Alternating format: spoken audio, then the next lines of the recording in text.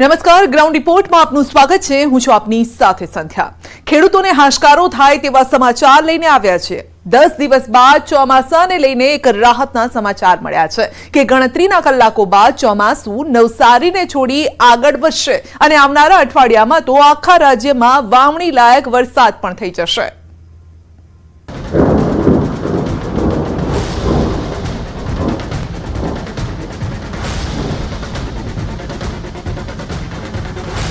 ખેડૂતો આનંદો, હવે ચોમાસું તેની ચાલ બદલવા તૈયાર છે। 10 દિવસ બાદ ચોમાસાએ આળસ ખંખેરી। ગુજરાતમાં ચોમાસું આગળ વધવાના ઉજળા એંધાણ।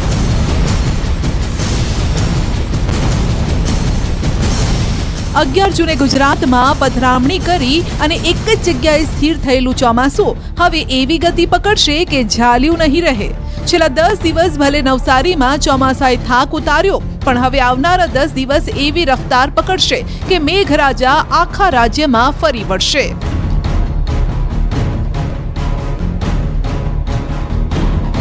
चोमासुं आगळ वधवाना शुभ संकेत। 21 जून थी मेघराजा फरी फॉर्म में आवशे। राज्य में सार्वत्रिक वरसादनी आगाही।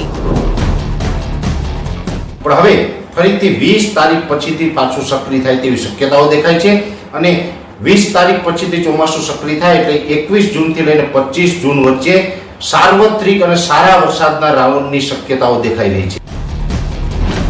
आ वातनी साबीती एक नहीं बे आगाहीकार आपी रह्या छे। हवामान निष्णात परेश गोस्वामीए जे आगाही करी छे तेवी ज आगाही जाणीता हवामान निष्णात अंबालाल काकाए पण करी छे। अंबालालनुं कहेवुं छे के 4 दिवस बाद राज्यमां धमधोकार वरसाद पड़शे।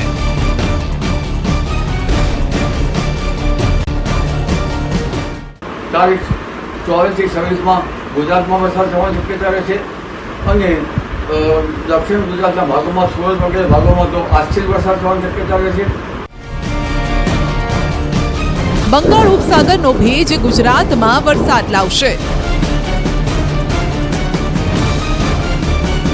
जून महीनामां ज आखा गुजरातने आवरी लेशे मेघराजा। 24 થી 28 जून सुधीमां उत्तर गुजरात सुधी वरसाद पण पहोंची जशे। लगभग 24 થી 29, 30, 28 में बंगाळ उपसागरનો ભેજ જે છે તે મધ્ય પ્રદેશ સુધી આવીને લગભગ મધ્ય ગુજરાતના ભાગો આવી જશે। ત્યાંથી ઉત્તર ગુજરાતના ભાગો, સાબરકાંઠાના ભાગો, દક્ષિણ ગુજરાતના ભાગો, ઉપરાંત દક્ષિણ સૌરાષ્ટ્રના ભાગો, ઉત્તર સૌરાષ્ટ્રના ભાગો, સૌરાષ્ટ્રના અન્ય ભાગો તેમજ સાબરકાંઠા, અરવલ્લી, કચ્છના ભાગોમાં સઘળા ભાગોમાં तारीख 30 जून सुधी वरसाद थवानी शक्यता छे। बस आवा ज वरसादनी खेडूतो राह जोईने बैठा छे, कारण के केटलाक खेडूतोए वावणी करी दीधी छे तो मोटा भागना खेडूतो हजू पण सारा वरसादनी राह जोईने बैठा छे। माटे ज आवा खेडूतोनी चिंता ओછી થાય તે પ્રકારનું નિવેદન આપ્યું છે પરેશભાઈએ। જે રીતે સાર્વત્રિક રાઉન્ડ આવે ને પૂરતો વરસાદ થાય પછી જ આપણે વાવણી થતી હોય છે। જૂન મહિનામાં તમારે જો વાવણી થઈ જાય તો એ બિલકુલ મોડું નથી, ખોટી ઉતાવળ ના કરો, કેમ કે જૂન મહિનામાં વાવણી થઈ જાય તો એ બિલકુલ મોડું ન ગણાય અને પછી જુલાઈ મહિનાના પહેલા પખવાડિયાથી સારા વરસાદો છે એ પણ આપણે નોંધાશે, કેમ કે એ પ્રકારના જે અત્યારે અલગ અલગ મોડેલોથી અમે જે પ્રિડિક્શન કરતા હોય છે એના ઇન્ડિકેશન આવી રહ્યા છે। જે ખેડૂતોએ વાવણી નથી કરી અને સારા વરસાદની રાહ જોઈને બેઠા છે તેમના માટે પરેશભાઈએ શુભ સંકેત આપ્યા છે। જૂનમાં જેવો વરસાદ પડશે કે જેણે વાવણી કરી છે તે પણ ખુશ થશે અને જેણે નથી કરી તે પણ આ અઠવાડિયામાં વાવણી કરી લે, કારણ કે જુલાઈ મહિનામાં મેઘરાજા હેત વરસાવવાના છે। કંઈક આ જ વાત કરી રહ્યા છે અંબાલાલ કાકા। કાકાએ તો એ વિસ્તારની પણ વાત કરી છે જે વિસ્તારમાં આવનાર અઠવાડિયામાં મેઘરાજાનું જોર વધુ રહેશે અને એ વિસ્તારો છે સૌરાષ્ટ્રના। આ મહિનાના અંત સુધીમાં આખા ગુજરાતમાં વરસાદ વરસી જવાનો છે। ખાસ કરીને અમરેલી, ભાવનગર અને દક્ષિણ સૌરાષ્ટ્રમાં ભારે વરસાદ રહેશે। દક્ષિણ સૌરાષ્ટ્રમાં ભારે વરસાદ થવાની શક્યતા રહેશે। કેટલાક ભાગમાં અતિભારે વરસાદ થવાની શક્યતા રહે છે. ઉપરાંત અમરેલીના ભાગોમાં પણ ભારે વરસાદ થવાની શક્યતા છે. ભાવનગરના ભાગોમાં પણ ભારે વરસાદ થવાની શક્યતા રહે છે. ગુજરાતના અન્ય ભાગોમાં પણ કેટલાક ભાગોમાં ભારેથી અતિભારે વરસાદ થવાની શક્યતા રહે છે. તેથી આ વહન જબરું છે અને તારીખ 13 જૂન સુધીમાં ગુજરાતના સઘળા ભાગોમાં બહુધા ભાગોમાં સચરાચર વરસાદ થવાની શક્યતા રહે છે. આમ તો ચોમાસું હજુ પણ નવસારીમાં પોરો ખાઈ રહ્યું છે, પરંતુ હવામાન વિભાગ કહી રહ્યું છે કે 2 દિવસમાં ચોમાસું આગળ વધશે અને દક્ષિણ ગુજરાત સાથે સૌરાષ્ટ્રમાં દે દનાદન વરસાદ થશે.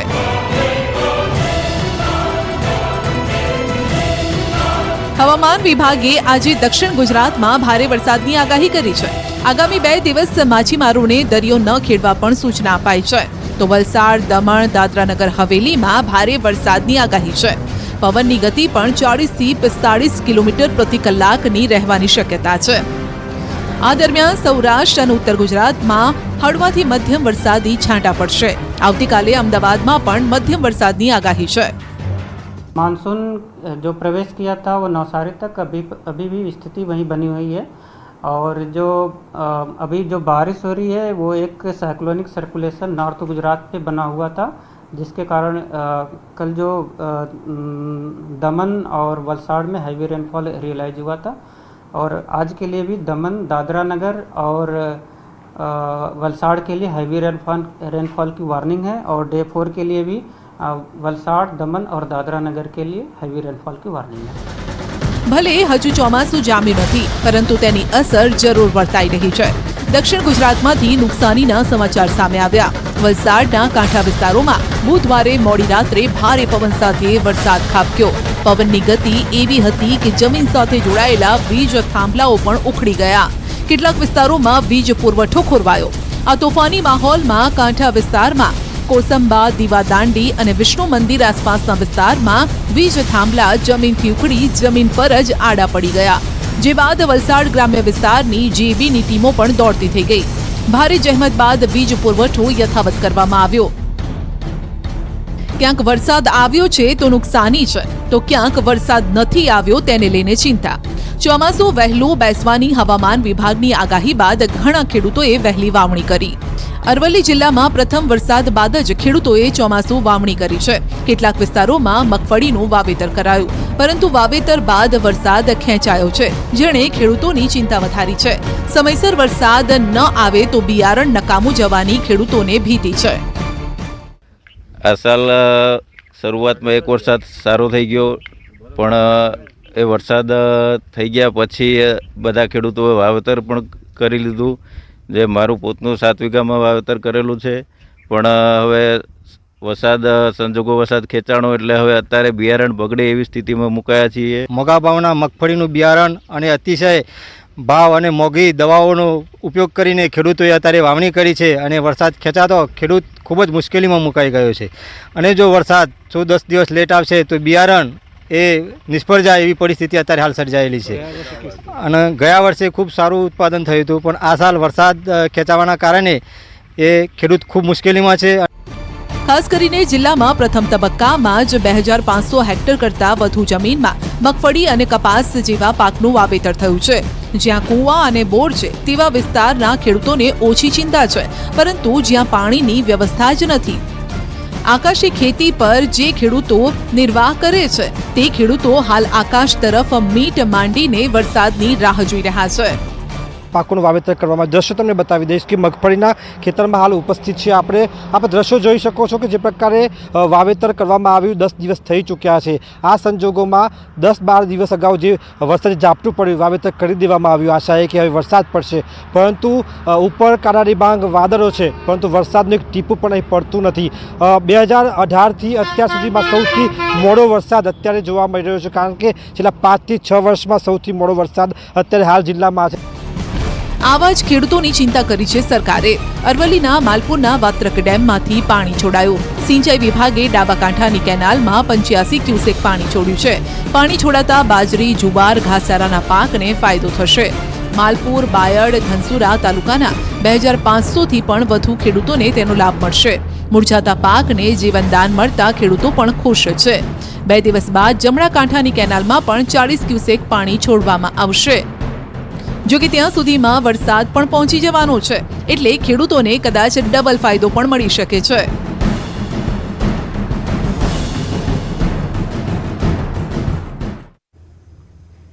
એક તરફ ગુજરાતમાં સારા વરસાદની રાહ જોવાઈ રહી છે, તો બીજી તરફ દેશમાં પૂર્વોત્તરના રાજ્યોમાં જળબંબાકારની સ્થિતિ સર્જાય છે. નદીઓ ગાંડી તૂર બની છે, તો કેટલાય વિસ્તારમાં લોકો સ્થળાંતર કરવા મજબૂર બન્યા છે. ધોધમાર વરસાદ બાદ પૂરના પાણીમાં એક બાઇક ચાલક તણાયો. ધસમસતા પૂરના પાણીમાંથી પસાર થવાની ભૂલ બાઇક ચાલકને ભારે પડી.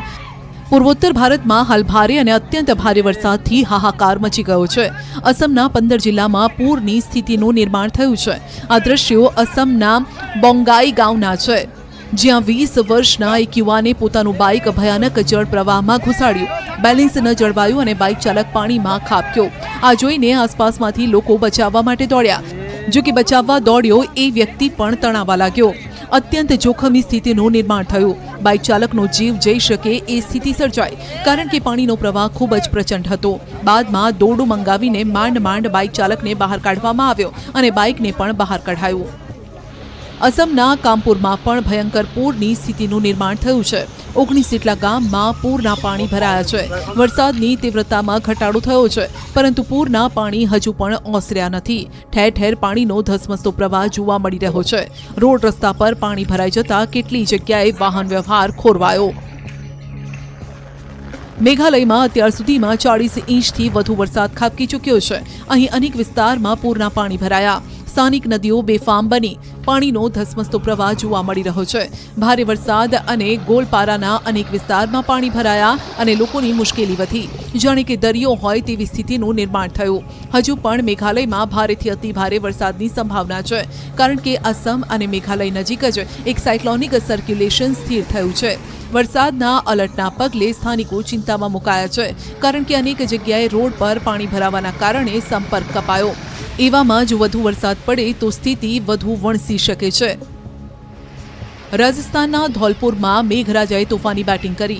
શહેરમાં ચારે તરફ જળબંબાકારની સ્થિતિ સર્જાઈ. શહેરના હરદેવનગર, જગનચાર રસ્તા સહિતના વિસ્તારમાં ઘૂંટણ સુધી પાણી ભરાયું. નીચાણવાળા વિસ્તારમાં રોડ પરથી પસાર થતા વાહનોમાં પાણી ભરાઈ ગયા. પરિણામે વાહન ચાલકોને ભારે હાલાકી વેઠવી પડી. આ તરફ નેપાળમાં સતત વરસી રહેલા વરસાદે બિહારીઓની હાલત બગાડી નાખી. અરરિયા જિલ્લાની લગભગ તમામ નદીઓ બે કાંઠે વહેતી થઈ. નેપાળથી સીધી જ નીકળતી બકરા અને નોના નદીમાં ધસમસતો પ્રવાહ જોવા મળ્યો. સિકટી અને પલાસી વિસ્તારમાં નદીનું પાણી લોકોના ઘરમાં ઘૂસી ગયું. અરરિયાના કેટલાક વિસ્તારમાં તો નોના નદીનું પાણી રસ્તા પર વહેતું જોવા મળ્યું. પરમાન નદીમાં પણ પાણી વધતું જોવા મળ્યું. ડીએમ દ્વારા તમામ અધિકારીને એલર્ટ અપાયું. અસમ અને ત્રિપુરા સરહદ પર આવેલા કુર્તી ગામમાં પૂર આવ્યું. પૂરના કારણે અનેક પરિવારો પ્રભાવિત થયા, જેમણે રાહત શિબિરમાં આશરો લેવો પડ્યો. ત્રિપુરાના કરમતલામાં કેટલાક વિસ્તાર પૂરથી પ્રભાવિત જોવા મળ્યા. સ્થાનિક નદીઓએ રૌદ્ર સ્વરૂપ ધારણ કર્યું છે. અસમના દેકિયાજુલીમાં ભારે વરસાદના કારણે હાઈવે પર પાણી ભરાઈ ગયું. અહીંથી વાહન ચાલકો જીવના જોખમે પસાર થતા હોય તેવી સ્થિતિ જોવા મળી.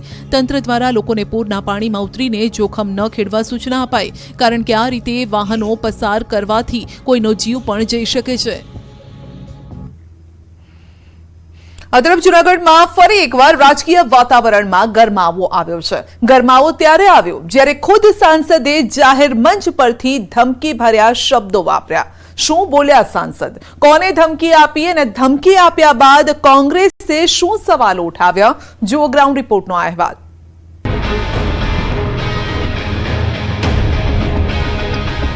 ભારતીય જનતા પાર્ટી સાફ કરે કે ના કરે, પણ હું આ 5 વર્ષમાં મને જે નડ્યા છે એમને મૂકવાનો નથી. સાંસદ રાજેશ ચુડાસમાના આકરા તેવર. જાહેર મંચ પરથી વિરોધીઓને ખુલ્લી ધમકી. જો કે આખરે કોના પર ચુડાસમાએ સાધ્યું નિશાન? 5 વર્ષમાં રાજેશ ચુડાસમાને કોણ નડ્યું? અને આ ગર્ભિત ધમકી કોને આપી? લોકસભાની ચૂંટણી પહેલા રાજેશ ચુડાસમા વિવાદમાં આવ્યા. વિવાદ હતો ડોક્ટર અતુલ ચગ આત્મહત્યા કેસનો। આ કેસમાં નામ સામે આવતા ચુડાસમાની મુશ્કેલીઓ વધી હતી, ત્યાં સુધી કે લોકસભાની ચૂંટણીમાં ટિકિટ મળવી પણ મુશ્કેલ લાગતી હતી। જો કે આખરે ભારતીય જનતા પાર્ટીએ રાજેશ ચુડાસમા પર પસંદગી ઉતારી અને જનતાએ પણ ચુડાસમા પર મતરૂપી પ્રેમ વરસાવ્યો। આમ રાજેશ ચુડાસમા ફરી એકવાર સાંસદ બન્યા। જો કે સાંસદ બન્યા બાદ આભાર દર્શન કાર્યક્રમમાં ચુડાસમાએ એક નિવેદન આપ્યું અને આ નિવેદનથી ફરી એકવાર જૂનાગઢનું રાજકારણ અને ચુડાસમા ચર્ચામાં છે। પહેલા સાંભળો ચુડાસમાનું એ નિવેદન, જેમાં તેઓ હિસાબ કરવાની વાત કરે છે। આ 10 વર્ષમાં તમને જે કોઈ પણ ખાટા ઓટકાર આવ્યા હોય એ એક પણ ખાટો ઓટકાર આવનારા સમયમાં નહીં આવવા દો, ભગવાન માધવરાયની સાક્ષીએ કહું। અને એ પણ કહું છું કે ભારતીય જનતા પાર્ટી હિસાબ કરે કે ના કરે, પણ હું આ 5 વર્ષમાં મને જે નડ્યા છે એમને મૂકવાનો નથી, એ પણ આ જાહેર મંચ પરથી કહું છું। ત્યારે સવાલ એ છે કે રાજેશ ચુડાસમાને કોણ નડ્યું, કેવી રીતે નડ્યું અને ક્યાં નડ્યું તે તો ચુડાસમા જ જાણે। પરંતુ જાહેર મંચ પરથી એક સાંસદ આવી રીતે ધમકીભરી વાત કરે તો મામલો કંઈક ગંભીર હશે, કારણ કે તેઓ ખુદ કહી રહ્યા છે કે ભારતીય જનતા પાર્ટી હિસાબ કરે કે ન કરે, હું તો હિસાબ કરીશ। એટલે એનો અર્થ એ છે કે જૂનાગઢ લોકસભા બેઠક પર ભાજપમાં બધું બરાબર નથી। બીજી તરફ આ નિવેદનના કારણે હવે રાજકીય માહોલ પણ ગરમાઈ રહ્યો છે। કોંગ્રેસને ફરી એકવાર ભાજપ પર પ્રહાર કરવાનો મોકો મળ્યો। કોંગ્રેસ પ્રવક્તા મનીષ દોશીએ પ્રહાર કરતા કહ્યું કે ચૂંટણી જીતવા માટે ડર અને ભય ફેલાવવાની ભાષાનો ઉપયોગ કરતા ભાજપના પ્રતિનિધિઓ ચૂંટાયા બાદ પણ ડર અને શું ગુજરાતની ભાજપા સરકાર આ ભાષાને સત્તાવાર ભાષા ગણે છે? આ તમામ જવાબ ભાજપાએ આપવા પડશે, કારણ કે આ ગાંધી સરદારનું ગુજરાત છે, જ્યાં આ ભાષાનું જાહેર જીવનમાં પણ સ્થાન ન હોઈ શકે ને એમને પણ સ્થાન ન હોઈ શકે। ત્યારે પુનઃ હું માંગ કરું છું કે ભાજપાના ચૂંટાયેલા સાંસદની ભાષા એ હિંસાની ભાષા છે। તેની મંગે ભાજપાના પ્રદેશ અધ્યક્ષ અને ભાજપા શાસનના મુખ્યમંત્રીશ્રીએ ગુજરાતની જનતાને જવાબ આપવો જોઈએ, જૂનાગઢની જનતાને સાચી હકીકતથી વાકેફ કરવી જોઈએ। મહત્વનું છે કે લોકસભા ચૂંટણીમાં વિજેતા બન્યા બાદ ગીર સોમનાથ જિલ્લાની તાલાલા વિધાનસભા બેઠક પરના પ્રાચીમાં સાંસદ રાજેશ ચુડાસમાના આભાર દર્શનનો કાર્યક્રમ હતો અને અહીં જ તેઓ જ્યારે કાર્યકરોને સંબોધન કરી રહ્યા હતા ત્યારે જાહેર મંચ પરથી આ વિવાદિત નિવેદન આપ્યું। આ દરમિયાન મંચ પર તાલાલા વિધાનસભા બેઠકના ધારાસભ્ય ભગા બારડ પણ હાજર હતા, જેથી એક ચર્ચા તો એવી પણ છે કે તાલાલા બેઠક પર મળેલી સૌથી ઓછી લીડ પણ રાજેશ ચુડાસમાના ગુસ્સાનું કારણ હોઈ શકે છે, કારણ કે આ લોકસભાની ચૂંટણીમાં તાલાલા વિધાનસભા બેઠક પર ભાજપના રાજેશ ચુડાસમાને માત્ર 33 મતની જ લીડ મળી છે। તાલાલા વિધાનસભા બેઠકમાં ભાજપને ગત લોકસભા 2019માં 12,000 અને વિધાનસભા 2022માં 22,000ની લીડ મળી હતી, જેમાં ધરખમ ઘટાડો થયો છે। ભાજપમાં જૂથવાદની વિપરીત અસર લોકસભા ચૂંટણીમાં સામે આવી। જૂનાગઢ જિલ્લાની 7 વિધાનસભા બેઠકના મતોનું વિશ્લેષણ કરીએ તો જૂનાગઢ બેઠક પર કુલ 10,57,000 મતદારોએ મતદાન કર્યું, જેમાં રાજેશ ચુડાસમાએ 1,34,360 મતથી શાનદાર જીત મેળવી, જેમાં સૌથી ઓછા મત અને ઓછા મતની લીડ પણ તાલાલા બેઠક પર જ મળી હતી। કદાચ તેનો આ ગુસ્સો હોઈ શકે છે, જેથી ભાજપને ભરતી મેળો નડ્યો હોય તેવી પણ રાજકીય વર્તુળોમાં ચર્ચા છે।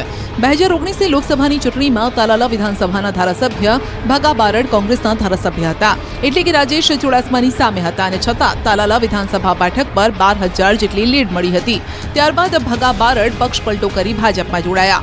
2022માં વિધાનસભાની ચૂંટણીમાં તેઓ ભાજપના નિશાન પર લડ્યા, 22,000 મતની લીડથી જીત્યા। એટલે સામાન્ય ગણિત છે કે આ વખતની લોકસભાની ચૂંટણીમાં તાલાલા બેઠક પર 2019 કરતા બમણી લીડ મળવી જોઈએ, એના બદલે માત્ર 33 મતની જ લીડ મળી।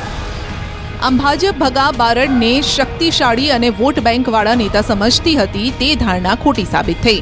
ભગા બારડની ભરતીથી ભાજપના જ પાયાના કાર્યકરોની નારાજગી મતના ઘટાડા માટે કારણભૂત હોવાનું રાજકીય વિશ્લેષકો માને છે। જો કે વિવાદ વધતા રાજેશ ચુડાસમાએ આ વાત પર સ્પષ્ટતા કરી અને ભગવાન બારડ સામે તેમને કોઈ મનદુખ ન હોવાનો દાવો કર્યો। ત્યાંના ધારાસભ્ય ભગવાનભાઈ બારડે પોતે ઉમેદવાર હોય એવી રીતે કામ કર્યું છે, એટલે એ વાત કોઈ પણ કરતું હોય તો એ સદંતર ખોટી છે। એવી જ રીતે તમામ આગેવાનોએ ભારતીય જનતા પાર્ટીનું કામ કર્યું છે, એટલા માટે જ હું 1,35,000થી વધુ મતથી જીત્યો છું. હું ચોક્કસપણે કહું છું કે ભગાભાઈ મને હંમેશા એક દીકરા તરીકે રાખે છે અને એમણે પોતે ઉમેદવાર હોય એવી રીતે વિધાનસભાની ચૂંટણી પણ પોતે જે રીતે લડ્યા હતા એનાથી વિશેષ એમણે ચૂંટણી લડી અને મારા માટે એમણે કામ કર્યું છે અને એક દીકરા તરીકે હંમેશા એ મારી સાથે રહ્યા. સવાલ હજુ એ પણ હતો કે જો રાજેશ ચુડાસમાએ આ વાત ભગવાન બારડ માટે નથી કરી તો પછી કોના માટે કરી છે? જ્યારે આ પ્રશ્ન સીધા જ રાજેશ ચુડાસમાને પૂછ્યો તો કંઈક આ રીતે જવાબ મળ્યો. પણ અમારા 10 વર્ષના શાસનમાં અમારી સાથે કામ કરતા હોય, રાજકારણમાં ના હોય એવા લોકો, જે પાર્ટી વિરુદ્ધમાં કામ કરે, જે લોકો રાજકારણમાં નથી, હું હજુ પણ કહું છું, એવા લોકો જ્યારે સત્તાનો સાથ લઈને કામ કરતા હોય, એમને મદદરૂપ થયા હોય, ત્યારે એવા લોકોને હવે આવનારા સમયમાં મદદ નહીં થાય એવી મેં વાત કરી.